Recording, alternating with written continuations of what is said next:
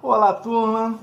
Dando prosseguimento às fases de emergência e expansão do capitalismo no Brasil, eis que chegamos à última etapa, o capitalismo monopolista, que inicia em 1950 e nos devora até os dias de hoje.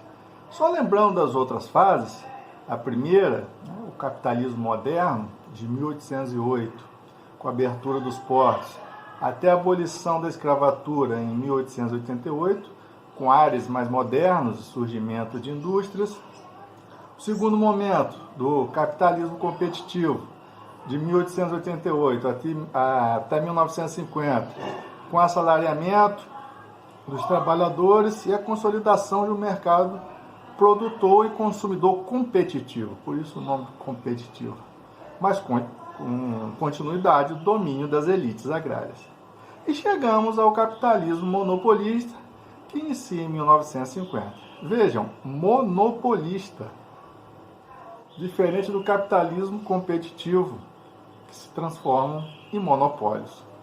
Lembrando que na década de 1950, a geopolítica era de Guerra Fria, aquela tensão entre Estados Unidos e União Soviética. Socialismo versus capitalismo. E aumentar as áreas de influência era de suma importância. Vejamos que com a queda de Getúlio em 45 até 64, teremos um avanço nesse processo monopolista.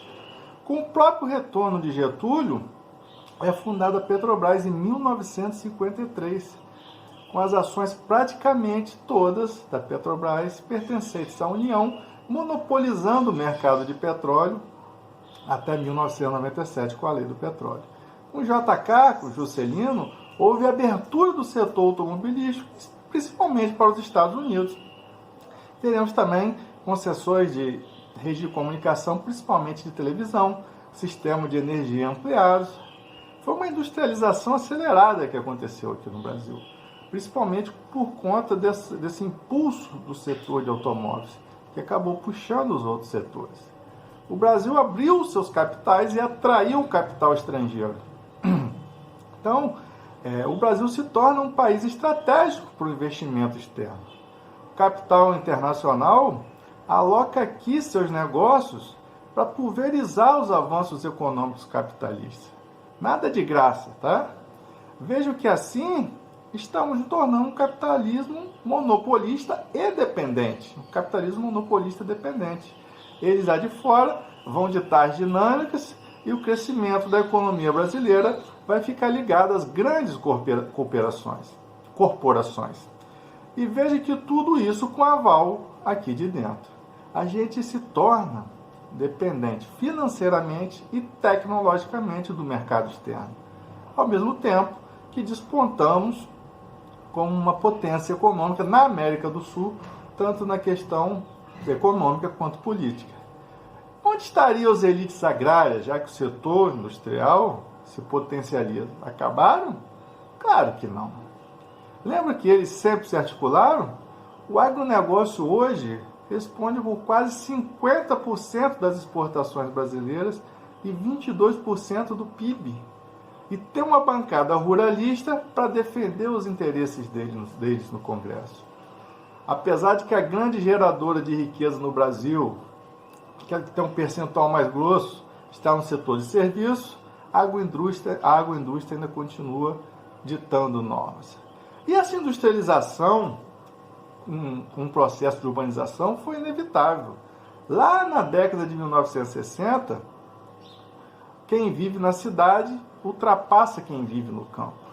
Só para termos uma ideia desses números de urbanização, segundo o IBGE, 57% dos brasileiros vivem em 6% das cidades. Veja bem, 57% dos brasileiros vivem em 6% das cidades. Temos mais de 5.500 municípios. Então, cerca de 300 municípios concentram quase 120 milhões de brasileiros. E a gente sabe como se desenvolveu esse meio urbano brasileiro. Acelerado, desordenado, sem controle e sem planejamento estratégico. Tá?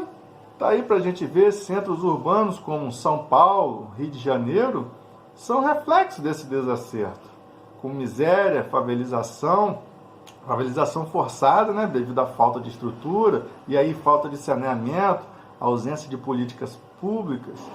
Esse é o processo histórico que até hoje não consegue uma solução porque não querem, né? As notícias estão aí, falta de transporte, falta de saneamento, de educação, desmoronamento do morro e preconceito com os moradores de favela. Enfim, esse é o nosso processo capitalista.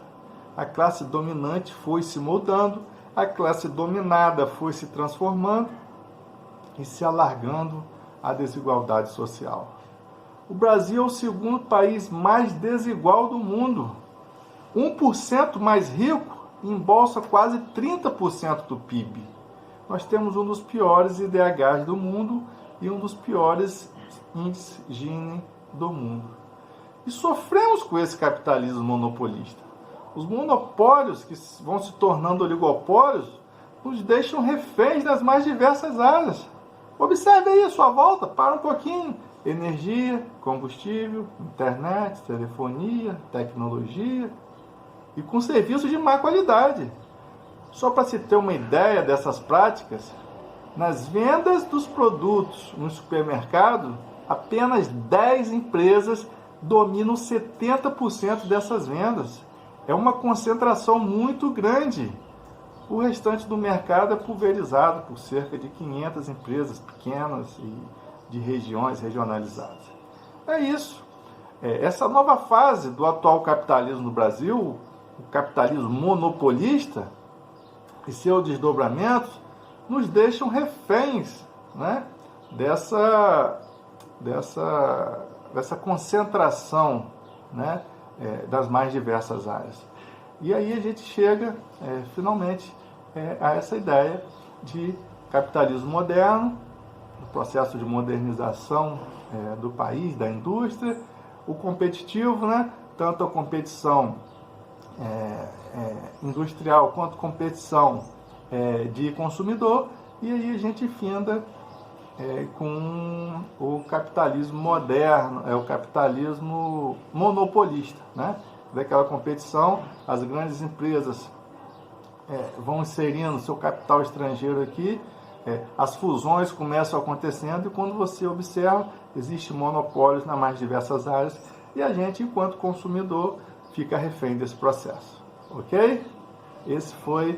Essa foi a fase final dos estudos do capitalismo no Brasil, capitalismo monopolista.